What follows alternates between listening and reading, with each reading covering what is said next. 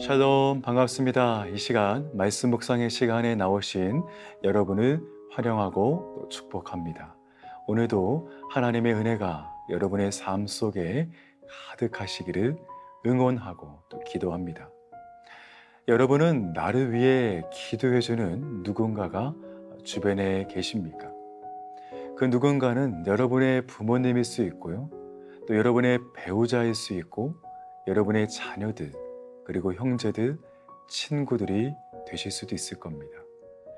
이렇게 나도 알지 못하게 누군가가 나를 위해 기도해 준다는 사실은 우리로 하여금 얼마나 큰 안심이 되고 또 감사함을 느끼게 하는지 모릅니다. 하지만 우리 주변에 돌아보면 나를 위해 기도해 주는 누군가가 없는 분들도 계실 겁니다. 그러한 마음은 아마도 많은 외로움을 느낄 것 같습니다. 물론 하나님이 그와 함께 계시지만 이 땅에서 믿음의 경주를 이어가는데 혼자 걷는 것보다 누군가 함께 걷는 것은 분명한 차이가 있겠지요. 사랑하는 여러분, 오늘 하루 우리 주변의 누군가를 위해 잠시라도 기도해 보면 어떨까요? 그렇다면 저와 여러분이 그들에게 믿음의 친구와 동역자가 되어져서 우리를 통해서 예수님의 향기가 전하게 되고 또한 하나님의 살아계신 역사가 나타나는 그러한 축복의 삶이 될 줄 믿습니다. 그러한 믿음으로 오늘 우리에게 주어진 하루를 승리하실 수 있기를 바라고요. 오늘의 말씀을 함께 보시겠습니다. 오늘의 말씀은 사도행전 2장 1절에서 4절까지의 말씀을 우리 화면을 통해서 함께 보시겠습니다. 오순절 날이 이미 이름에 그들이 다 같이 한 곳에 모였더니 호련히 하늘로부터 급하고 강한 바람 같은 소리가 있어 그들이 앉은 온 집에 가득하며 마치 불의 혀처럼 갈라지는 것들이 그들에게 보여 각 사람 위에 하나씩 임하여 있더니 그들이 다 성령의 충만함을 받고 성령이 말하게 하심을 따라 다른 언어들로 말하기를 시작하니라. 아멘. 오늘의 말씀 1절을 다시 보면요, 이렇게 말씀을 합니다. 오순절 날이 이미 이름에 그들이 다 같이 한 곳에 모였더니 라고 말씀하세요. 여기서 나오는 오순절은 헬라어로 펜테코스테라는 말로 이 말은 50번째라는 뜻입니다. 우리말로도 오순이라는 말은 한자로 다섯 오 그리고 열을 순자로 5번의 열흘을 의미합니다. 우리가 잘 알듯이 이스라엘 백성은요, 애굽에서 노예 생활을 하고 있을 때 하나님은 모세라는 한 사람을 부르셨습니다. 그리고 이스라엘 백성들을 모세의 인도 아래 이집트의 노예 생활에서 해방하게 하시지요. 그리고 그것을 기념하는 절기가 바로 유월절이라고 합니다. 또한 그 유월절 이후에 안식의 다음 날부터 50일째 되는 날이 바로 오순절입니다. 이 구약시대에는 이 곡물의 추수가 시작되는 유월절이 지난 지 7주 혹은 50일 후에 지켜졌기 때문에 77절이라고 부르기도 했고요. 오순절이라고도 불렀습니다. 또한 가나안에 정착한 후에는 이 보리 추수를 감사한다는 의미에서 맥추절이라고도 부르기도 했었고요. 이스라엘 백성들은 그렇게 이 오순절을 3대 명절 중에 하나로 지켰습니다. 그래서 모든 이스라엘 남자는 1년에 3번씩 이 절기를 지키기 위해서 예루살렘에 있는 성전에 가서 제사를 드려야만 했습니다. 이스라엘 전국에 흩어져 있는 남자들이 가족들과 함께 예루살렘에 있는 이 성전으로 가서 예루살렘에 그 많은 사람들이 모여들었는데 그 수가 200만 명 이상이었다라고 이 역사학자들은 말하고 있습니다. 이처럼 수많은 무리들도 가득하고 있는데, 그리고 가는 곳마다 사람들이 바글바글거리는 그때에 예루살렘의 어느 한 다락방에서 기도하던 120명의 성도들에게 오늘 말씀 보니까요, 드디어 성령의 임재가 나타나기 시작합니다. 그런데 여기서 중요한 점이 한 가지 있는데요. 이 본문의 1절을 다시 보니까요, 그 120명의 성도들이 다 같이 한 곳에 모여 있었다는 것입니다. 그런데 단지 모여 있는 것이 중요한 것이 아니었고요. 그들이 다 한 마음과 한 뜻으로 하나님의 성령의 임재를 간절히 사모하고 기도했다는 것입니다. 그리고 바로 그러한 곳에 성령님이 임재하셨다는 것이죠.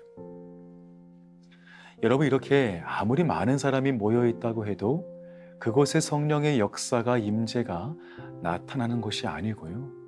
그 수많은 사람들 중에 아주 소수인 120명의 사람들이라 할지라도 무엇보다 그들의 마음과 뜻이 하나가 되어서 하나님의 성령의 역사를 간절히 사모하고 기다렸던 그곳에 바로 이러한 하나님의 역사가 나타났다는 것입니다. 여러분, 오늘날 우리가 모인 공동체와 우리의 교회 그리고 우리의 가정은 그러한 모습으로 과연 하나님의 역사를 기다리고 있습니까? 아니면 모여 있기는 하지만 각자 다른 마음 그리고 각자 다른 뜻과 계획들로 혹여 분쟁과 갈등 가운데 놓여 있는 상황은 아닙니까? 하지만 분명한 것은 모여 있되, 한 곳에 모여 있되 하나님을 향한 그리고 하나님의 구원과 성령의 역사를 향한 같은 마음과 같은 꿈을 가지고 그리고 기도했다는 것이 너무나 중요하다는 것입니다. 바로 그럴 때 그러한 공동체에 바로 하나님께서 약속하신 성령의 역사가 나타난다는 것입니다. 계속해서 본문을 보면 그렇게 그들이 간절히 기도하고 있을 때 2절부터 말씀 보니까요, 하나님의 성령의 역사가 그들에게 나타나기 시작합니다. 그러면서 4절 말씀 보니까요, 그들이 다 성령의 충만함을 받고 성령이 말하게 하심을 따라 다른 언어들로 말하기를 시작했다라고 말씀합니다. 여러분, 여기서 성령의 충만함을 받았다는 것은 그들이 성령의 지배를 받는 인생이 되었다는 것입니다. 그래서 그들의 생각과 언어와 감정과 인격 속에 성령님의 임재가 그들 속에 가득히 채워져서 온전히 하나님으로만 충만한 상태를 의미하는 것이죠. 에베소서 5장에도 보면 바울은 우리에게 술 취하지 말라고 하면서 무엇을 받으라고 말합니까? 오직 성령의 충만함을 받으라고 말합니다. 여러분, 우리 주변에 술에 취한 인생을 보면요, 술에 의해 지배를 받습니다.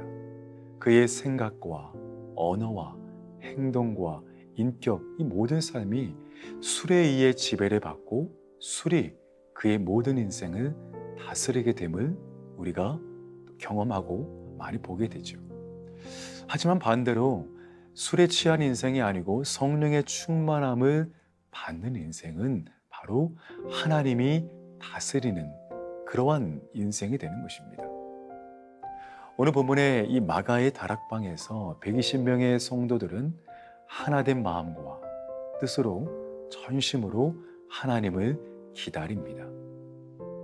그랬더니 그들에게 강력한 성령의 임재가 찾아오게 되고 그들은 성령의 충만함을 받아 하나님이 온전히 다스리는, 통치하는, 하나님께서 온전히 붙들린 바 된 그런 사람이 되었다는 것입니다. 사랑하는 여러분, 오늘 우리도 이러한 성령의 충만한 사람이 되기를 원합니다. 그래서 우리를 진정으로 다스리는 것이 세상의 기준과 세상의 유행과 어떠한 무엇이 아닌 오직 하나님의 성령에 의해 다스림을 받는 그러한 믿음의 사람이 되기를 바랍니다.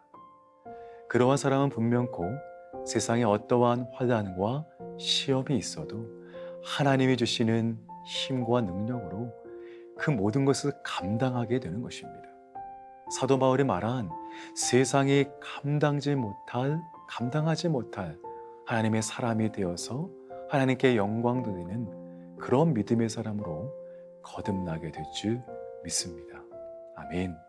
아무쪼록 이번 한 주 저와 여러분의 삶 속에 이러한 성령의 은혜가, 성령의 충만하심이 가득하여서 남은 한 주 우리에게 주어진 모든 삶 가운데 승리할 수 있는 우리 모두가 되시기를 예수님의 이름으로 축복합니다.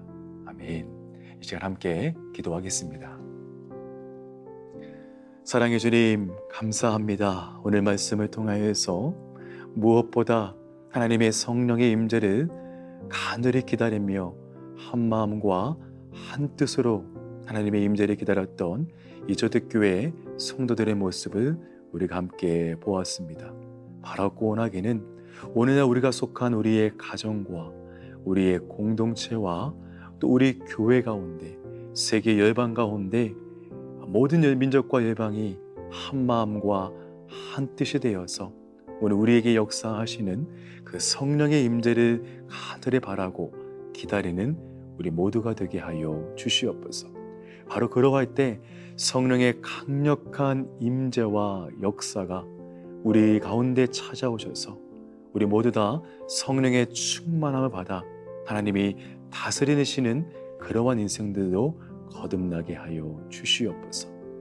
그러므로 세상의 어떠한 환난과 문제와 시험 앞에서도 낙심하지 않게 하여 주시옵시고 오직 성령의 충만함을 받아 하나님께서 우리에게 맡겨주신 사명을 잘 감당하고 주의 뜻을 이루어 나갈 수 있는 우리 모든 인생들도 축복하여 주시옵소서. 모든 것을 감사드리오며 예수님의 이름으로 기도하옵나이다. 아멘. 계속해서 우리 함께 기도하시겠습니다.